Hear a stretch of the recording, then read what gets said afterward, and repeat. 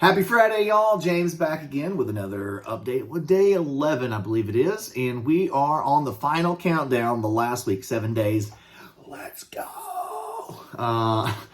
As you can tell, I'm excited. It's a double-edged sword, right? Like, I'm excited for this to get to the end and we get to start the other process of like, now let's put everything in place and press forward on making the game. I'm going to miss all of these updates and the comments. And like, you kind of go through as a creator after a Kickstarter, you go through a bit of kind of like a detox, Kickstarter detox, because you just get so used to constantly being connected to people and constantly answering questions. And it takes a few days before you're just like, oh yeah, I don't have hundreds of comments and messages to go through and do. So it's a very interesting double-edged sword. I want to talk a little bit about Arcets. Arcets are the clear winner on our 5th scenario feature. So the design team and David and Lena and myself will all huddle up, and we've already got a couple ideas. There's some really cool ideas that you guys threw into the BGG thread and how to feature them. And so I will address, though, that there's not going to be multiple creatures, just because we can't do more minis. The minis are what really drive up the price of the production. So that's just one of the things, like, as we, the gens won't make it in because of the I like that idea. I like where your head's at, trying to get a 2-for-1 there. Kind of gotta give you props for the ask, but we're going to be featuring Arcet. So clear winner. They smoked everybody else. I really kind of wanted the Troglopedes, the Trogs. I wanted the Trogs. I thought that would be a really, really cool miniature. But, maybe part 3. I want to talk a second about the unlocks that we've gotten so far. It's a pretty strong list. And I think this is where you guys are seeing, if you're new, if you're from the first campaign, you're probably used to the way that we don't do stretch goals, and they're kind of built in this way with the daily reveal. And if you're new, you're kind of seeing that the pattern and the end result is the same, but without the weird negativity pressure of monetary stretch goals. Like, I don't know if you've noticed, but the comment section has been pretty positive. And that's helpful. I mean, people are still asking for things, and there's nothing wrong with that. But there hasn't been anybody yelling at $1 backer saying, if you just share this more, or you just up your pledge. We've removed all of that with this system. And it just, and the focus is on the narrative, it's on the game, and it's on what we're working toward to make together. And you see that in the card designs, and you see that in the 5th scenario, especially the difficulty system, people asking for that, the dynamic difficulty card set. Like, there's all these little influences that the backers get to have when we do this on Kickstarter. So when people yell about like big companies or people shouldn't, games are made differently through this process. And I think they're more fun, they're more engaging, they're better off this way. So, I just got to I'm going to keep pounding the pavement on that. Like, I know some of you guys are just now seeing this because now I'm uploading these to YouTube, but I definitely went on a rant early about big companies shouldn't be on Kickstarter. So you should go back and see if you can watch that one from one of the beginning. But yes, so arena mode. So we're going to be able to give you challenges and things that you can do where you can play that over and over. It's going to be kind of like a PvP, PvE kind of thing where you can battle each other, and then you can battle the environment. You've got new market cards that were inspired by backers. So that's freaking awesome. The bronze and the silver. Maybe there'll be some more, who knows? Upgraded dice. Those upgraded dice are chef's kiss. They're beautiful. New creatures with minis. Come on, who doesn't like more plasticky goodness? Except Mother Earth, she doesn't really care for it. New items and abilities. Spot UV and gilded pages on the RPG book. And there's a really dope upgrade coming next week for the RPG book. The dynamic difficulty system. And then, of course, the 5th Kickstarter exclusive scenario voted on by y'all, the backers, with your Arcets now going to be in the game. And I'm really excited about that the setting, because I think somebody else mentioned it, but like it's going to allow us to have a setting that's more in the jungle, more in the Fury Isles, which we don't get to visit. Well, you know what? I'm not going to ruin anything for you. I don't want to tell you where all we're going to go, but we're going to go places in the campaign you don't know about yet in Naviri. So we've unlocked a lot of stuff. We've added things. We listen and we try. Still working on a sleeve solution and a deck box. Again, the deck box for 700 plus cards is not going to fit inside there for sleevers. It's just not. It's just not going to work with all the stuff. The game has a lot of components, and when you double the size of the volume space wise, because sleevers need 2 to 2.5 times the depth, right? That's the problem. And so this deck box is going to be the solution. So I just got to get the pricing in and got to make sure that it's going to work and that we can offer you something that makes sense. Like if it comes in at like $100 to that I'm going to have to charge like that, I don't think that makes sense. You know, I know it's 700 sleeves and a box. I don't know. I want to make sure the math works, right? Because that's important. You know, it's got to make sense. I know. I don't know. What would throw in the comments? What does 700 sleeves normally cost out on the market, right? Like, I don't know. It seems like a lot. And then a fancy custom deck box. I don't know. What are you guys expecting that to be? I need to do some field research here. Adjustments after the campaign ends. So I want to talk for a minute about, so like we do all these things during the campaign, and then we get into the serious finalized dev, right? Because we have made new things during our campaign that weren't in the prototype build, like these extra cards. And so we might have like, you might lay out one of those cards, or this, we're going to try to get you kind of a synopsis of what that fifth scenario is going to be. But as we play test it, it might get adjusted and the game mechanics might slightly change. And that's because as we filled all the feedback from all of our playtesters, we run several groups of playtesting. Because here's the thing, it's too easy to make adjustments based off of a single playtest, right? And what I mean by that is you go sit it down, this group has a bad time, there's something they don't like, and then you go, oh God, they don't like this. So you go back and you make changes, right? We've seen that be a mistake because that could just be that one group. What you need is several groups playing it. You compile the data and you see where there's commonalities. We had 8 groups play it, and 3 out of the 8 groups complained about this one mechanic, or they had the same feelings of this mechanic and what it was doing, and that's not what we wanted it to do.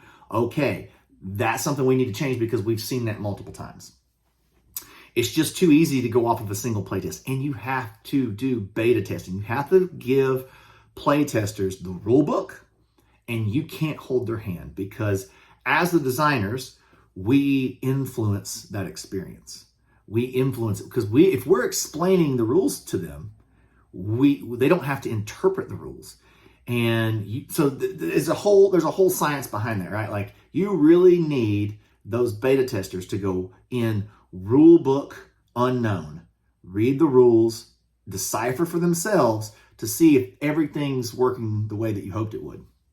And you need multiple data points. It can't just be one group. I mean, it can be if that's all you got, I guess. But like, I would say that you've got to, if you're a creator watching this, you've got to go out there and you've got to recruit some playtest groups that'll play your game for you and give you feedback. And it's important that you record those if you can, or at least be present and watch, but don't interact. Anyway, so we take all that and then adjustments can be made. So, you know, like I said in a previous video, like Wonderland's War, the wager mechanic came after the campaign because of that feedback from playtest groups.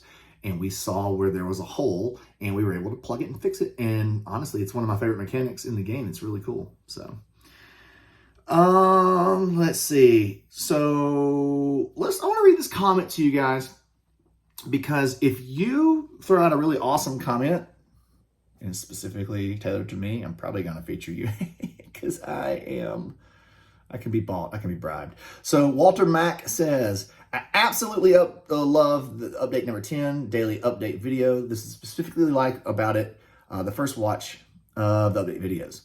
Keep going on YouTube. Got it. I'm going to just keep doing that. No problem.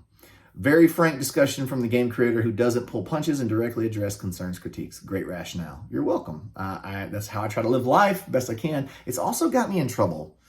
I can say too much sometimes.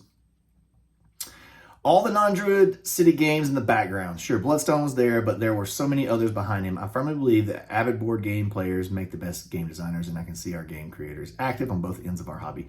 I maybe, I don't know if there's any science to that, but I do love board games. This is what I want to do. I want to show you this. This is a little embarrassing because I live in California, and we don't have a ton of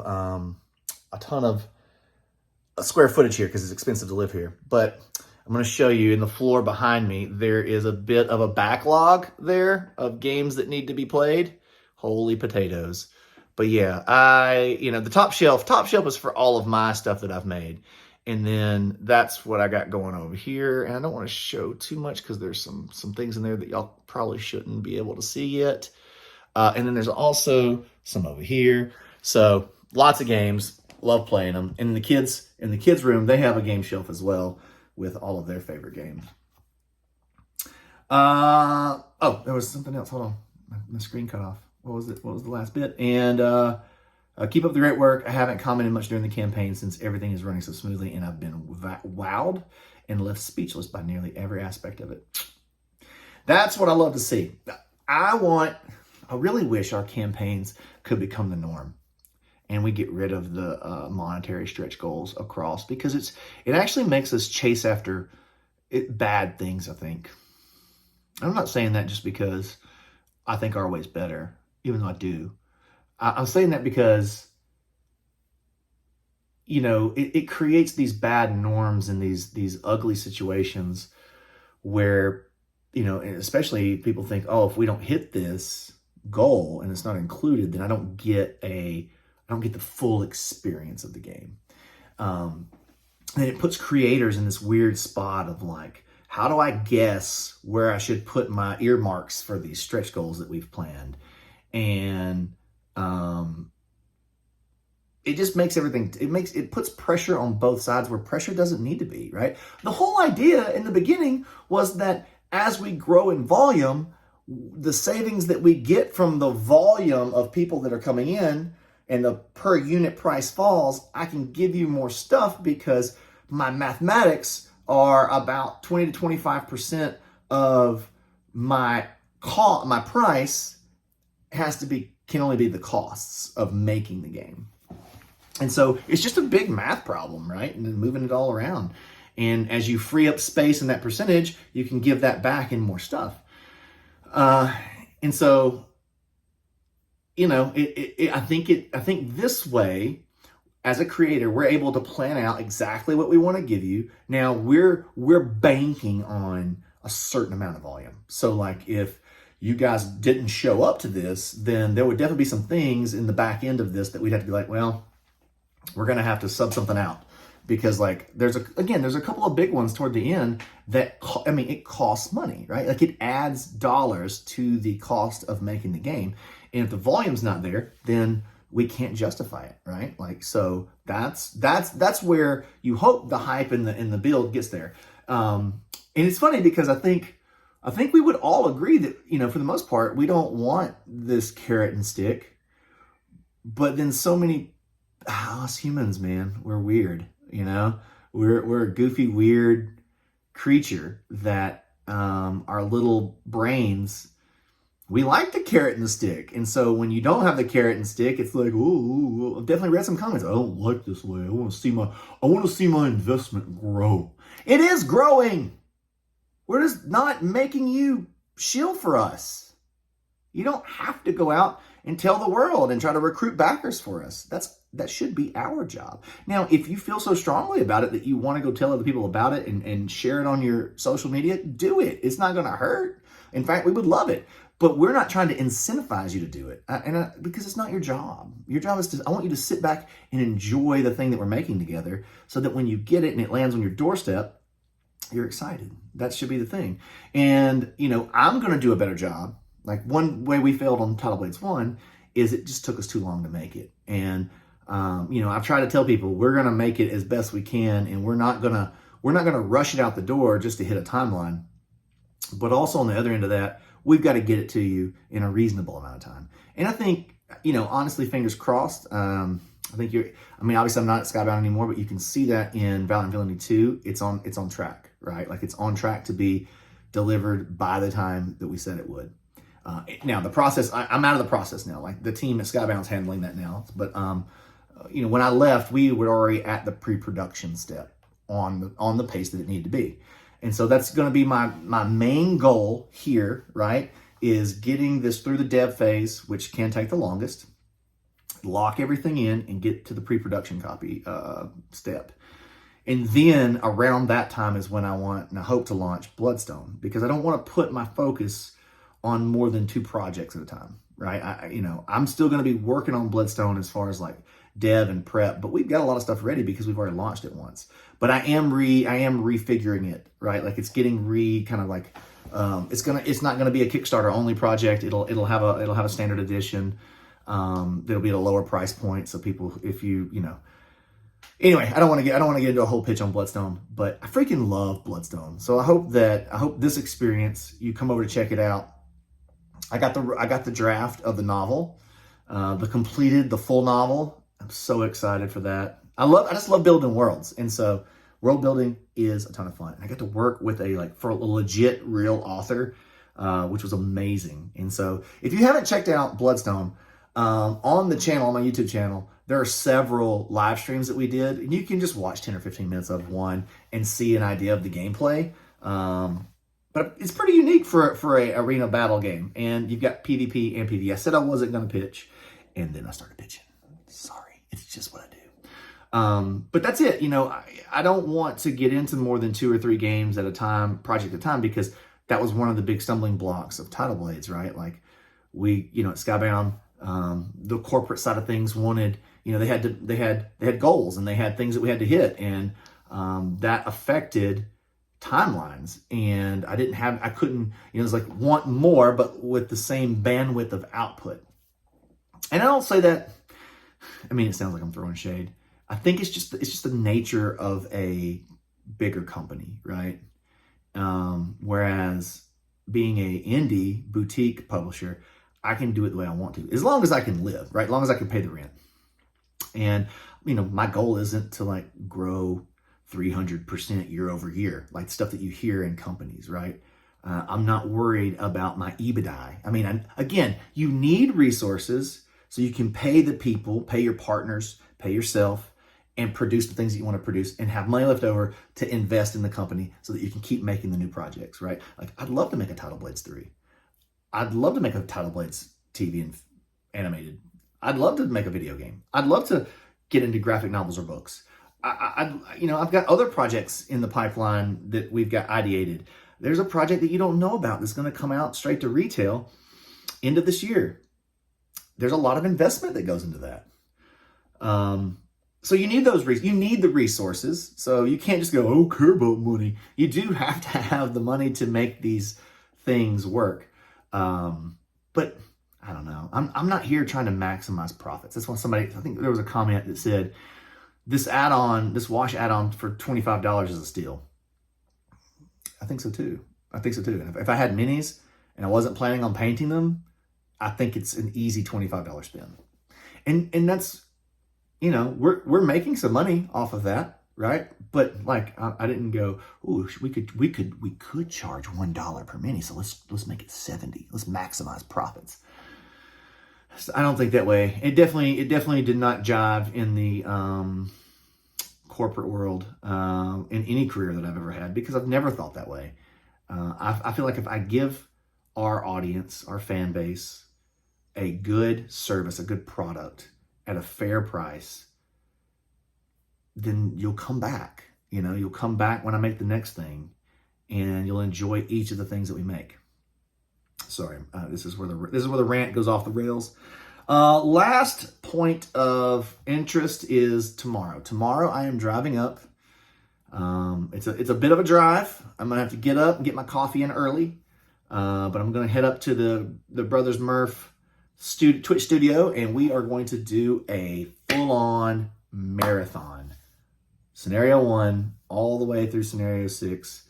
I know you probably can't sit down and glue yourself into a 7 or 8 hour marathon of gaming, but it'd be cool if you can pop in, say hi, check out something. I know if you don't want spoilers, I understand that, but you can just pop in, say hi, and don't really pay attention to what we're doing. I'd love to see y'all pop in and say hi, if nothing else. So that's it for today. Thank you for watching these. I'm glad they're bringing you some value. I'm glad me sitting in front of this and just talking.